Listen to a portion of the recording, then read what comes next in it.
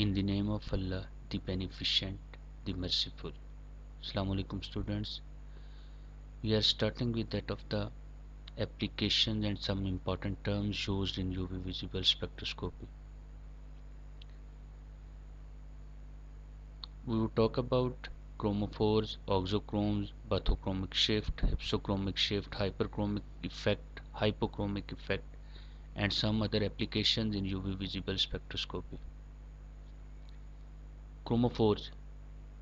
This term is important in UV visible spectroscopy. Actually, this one group in the whole compound or in the whole sample is responsible to give the UV visible spectra, or it is responsible for giving absorption in any region or at any wavelength in UV visible spectroscopy. There are electrons present in the compounds. In organic compounds, these electrons are in the form of covalent bonds or in the form of lone pairs of electrons, for example, at an atoms of oxygen and nitrogen, etc. Similar functional groups will have electron capable of discrete classes of transitions. Every functional group have a discrete class of transitions, and it is characteristic for that one functional group only. So the absorption values are characteristics to the functional groups, not to the electrons themselves. Similarly, a functional group capable of having characteristic electronic transitions is called as a chromophore.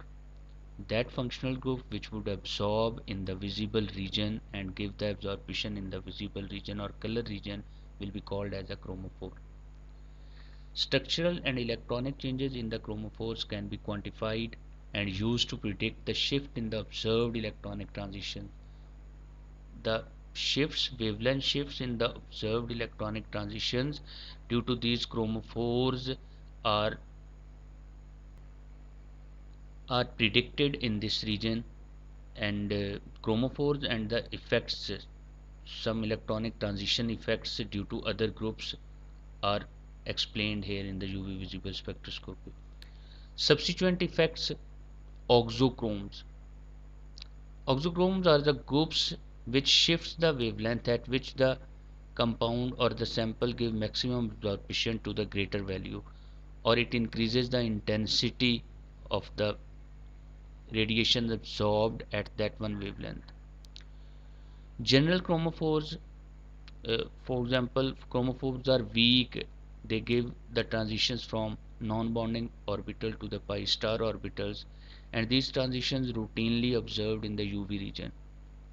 The attachment of the substituent with these chromophores shifts the wavelength of the absorption. Substituents that increase the intensity or often wavelength of an absorption is called as auxochrome. Common auxochromes includes alkyl groups, hydroxyl groups, alkoxy groups, and amino groups, and the halogens. These are some auxochrome groups which, if are attached with that of the chromophore, they would increase the wavelength at which absorption take place, or it increase the intensity of the radiations increase. For example, benzene absorbs at 250 nanometer, but whenever hydroxyl group is attached to benzene ring, it starts absorbing at 270 nanometer. It works as an auxochrome. Similarly, amino group, if attached with that of the benzene, it shifts the wavelength absorption to the it shifts the lambda max value to the 280 nanometer. So these are good auxochromes. Here some subsequent effects: bathochromic shift, hypsochromic shift, hyperchromic effect, and hypochromic effect due to the different changes or different attachments with that of the chromophores. Bathochromic shift, it is also called as red shift. If the absorption at the maximum value of wavelength, which is called as lambda max, is shifted towards the higher wavelength, it will be called as a red shift or bathochromic shift. This effect is due to the presence of an auxochrome. We have talked about that auxochromes are the groups which would change the lambda max value to the higher values, and auxochromic groups like OH group, methoxy group, they shifts the absorption value to the longer wavelength if these are attached with that of the chromophore. Bathochromic shift, which is also called to be a red shift, in alkaline medium, for example, paranitrophenol as an example here, whenever it is taken in hydroxyl or alkaline group, hydroxyl ions take the acidic hydrogen out and convert this one oxygen into O negative form. And because the lone pair does not have the ability to delocalize to so much extent as the negative charge, so when negative charge have the ability to delocalize is more, than lambda max value will be increased from 255 to 265. So here alkaline medium works as a bathochromic shifting effect or red shift effect. It shifts the wavelength. It works as an oxochrome and it shifts the wavelength to the higher value. Hypsochromic shift, it is also called to be a blue shift. If the lambda max value moves to the or shifts to the lower wavelength value, it will be called to be a blue shift or hypsochromic effect or hypsochromic shift or blue shift. The effect is due to the group which remove the conjugation or by the change of the solvent. A solvent may also give the hypsochromic shift, or it is also due to the attachment of some groups with that of the chromophore. As an example, we have aniline. Whenever taken in acidic medium, it starts absorbing at 265 nanometer instead of 280 nanometer. So acidic medium works here to give hypsochromic shift or blue shift. Hyperchromic effect. In last two effects we were discussing about the wavelength shift towards the higher wavelength value or towards the lower wavelength value, but here we are talking about the absorption intensity to shift towards the greater value or towards the lower value. Whenever absorption intensity shifts towards the greater value, it will be called as hyperchromic effect. Obviously oxochromes are responsible to give the hyperchromic effect. For example, pyridine have lambda max value to 57 nanometer and epsilon value is 2750, and it shifts to 260 nanometer and 3560 by attachment of methyl group at ortho position to this N value. Hypochromic effect. If the absorption intensity decreases, it will be called as hypochromic shift. For example, naphthalene absorbing intensity is 19,000 and it is shifted towards 10,250 whenever a methyl group is attached at the second position. Here is a diagram briefly explaining the blue shift value, red shift. If wavelength at which maximum absorption take place shifts towards the lower value, it will be called as blue shift. If it shifts to the higher value, it will be called as red shift. And whenever intensity of absorbance increases, it will be called as hyperchromic shift. And if intensity decreases due to the attachment of any group, it will be called as hypochromic shift. Substitutional effect. Conjugation is also responsible to give some effect. It also works when a conjugation increases, the lambda max value increases, epsilon value increases. It works as an oxochrome. For example, in ethene, there is a lambda max value of 175 and epsilon value of 15,000. In 1,2,13-butadiene, this value increases. Similarly, whenever the conjugation increases, these values of lambda max and epsilon value increases. So by increasing conjugation, lambda max values and epsilon values increases in the same class of the compounds. So conjugation is responsible to increase the lambda max value, to increase the epsilon. It actually gives the hyperchromic effect shift as well as red shift. There are some practical applications of UV visible spectroscopy. UV visible spectroscopy is used in determination of different components in natural products. For example, we know that each chromosome absorbs at different regions in UV visible spectroscopy. So number of peaks obtained whenever any natural product extract is taken give the idea of the natural component present in that extract. Similarly, the peaks on comparison with that of the standard known spectra, whenever you would compare the spectra obtained for a natural product with that of the library, it may give the identification of some products present in that one compound. It may also give the ideas of the presence of any functional group. We have just talked about the functional group, which are chromosomes, which they absorb at specific wavelength, and whenever any group is attached to that, the wavelength either shift towards the higher value, towards the lower value, and the intensity decreases or increases. All these factors may be identified by taking the UV visible spectra. Although the UV visible spectra is not taken to be the identical tool in order to determine the structure, but it may give the idea about the functional group present in the natural products. UV visible spectra of natural products may help in the identification of chromophoric groups, and even it may give the idea about the substituent effect to those chromophores which are present in those compounds. In pharmaceutical and clinicals, many pharmaceutical products in which analgesics, vitamins, hormones, antibiotics, etc., may have some specific groups which may give absorption in UV visible spectra or spectroscopy. So these products are identified or these are analyzed by UV visible spectroscopy. UV visible molecular absorption is one of the most commonly employed techniques in the analysis of the clinical samples. Several examples are there listed in the table 1. Here we have total serum proteins which absorbs at 540 with copper complexation. Similarly, serum cholesterol on making complex with that of iron plus 3, it absorbs at 540.